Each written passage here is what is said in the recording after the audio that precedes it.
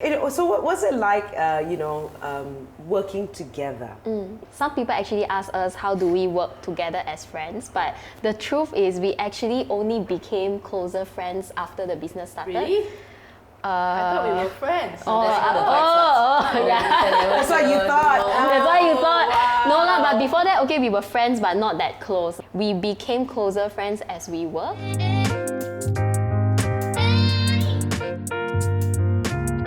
My name is Frida Liu. I wrote my book In Your Skin about people being comfortable with who they are and what they do, defining success on their own terms. I'll be featuring some of my personal heroes in the social enterprise scene right here in Malaysia, heroes who have defined success on their own terms.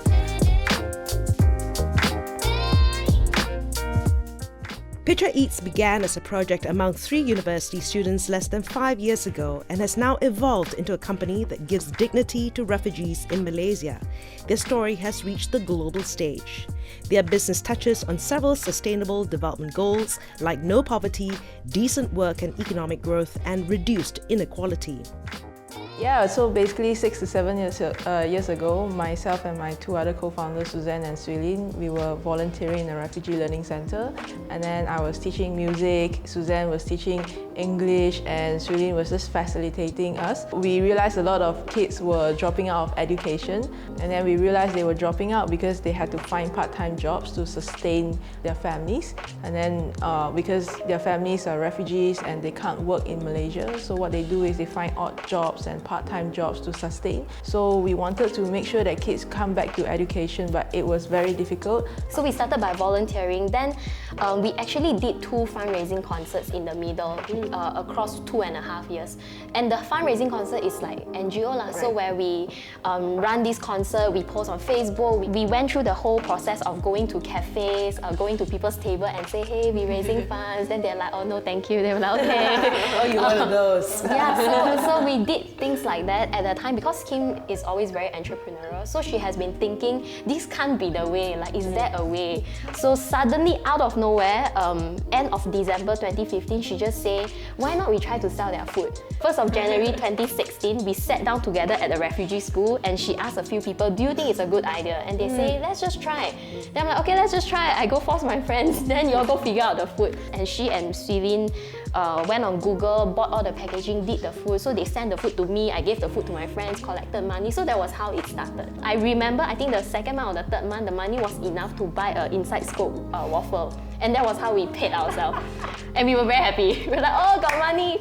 The things just start rolling and people like the food, people like the concept. We started doing more to corporates and companies, and we started improving the way we do things. The name started with Picha Project and now changed to Picha Eats. Yeah. But even Picha, the story of Picha. Yeah, so Picha is the name of our first cook's younger son. We found out that he was Peter after that, and whenever we try to prepare food, he will always want to come and help. We name it after him because we want ourselves to remember why we're doing this down the road for people like Picha and what he has shown us. And you change it to Picha Eats because Picha Eats. We were called the Picha Project, and people always think we're a project that never ends. that never ends, and people don't take us seriously. Okay. So this is the concept about social enterprise. When people don't take you seriously, people buy out of sympathy. Right. And we don't want people to buy our sympathy. We want people to buy because the product is good, the service is good, and we're here to stay. So once we change to Picha Eats, the whole branding changed.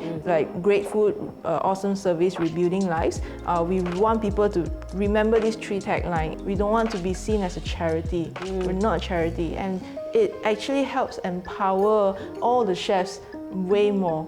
Yes, it's tough because they have to deliver like quality and consistency. The longevity of the organization is there because we're here to serve. Initially, there were other things that we had to look at, right, in terms of hygiene. Yes. How do you address the hygiene factors? We're eating food and it goes into our body, and people are concerned where the food comes from. So what we did is we put in procedures to make sure that we mitigate those risks. The first thing is everyone must get a type 4 injection.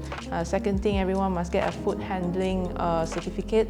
And then the third thing is everyone needs to go through like a training with us. We're always there with them the first 5 to 10 times, expediting the way they do things. make sure that they practice what they learned. And then the fourth thing is we rate their kitchen, so they love this. They hate it and they love it. Why? They hate it when we go and check, but they hate. They love it. They love it when they get an A. So you can see a wall full of A's if they are very good cooks. Oh, you actually put an A. Yeah. Okay. So to them, A is like a pride. Such a simple thing. A recognition still works at whatever age. It does. Like you can see, it's very cute one. You can see like 40, 50-year-old like mothers like wanting that A so much. Okay. It's so cute. It's challenging working with people, and then you're working with people who comes from a background that have struggled getting to this country and cultural differences. Yes. How did you handle that? So we've partnered with refugees from the Arab culture and then the Persian culture, and then we recently the Pakistani community. You have to understand a bit of why they do certain things certain ways. Sometimes we want to standardize our recipes and standardize the way we cook, the technique and everything, but you have to also be in their shoes to think, why they cut things this way, why they cook it this way, and then we have to think how can we infuse or like compromise certain things to make it work. That's the first thing. The second thing is language. We've gone through so much misunderstandings because of language barrier. Right now, the team, which I see a lot of initiatives, is they are trying to learn their language.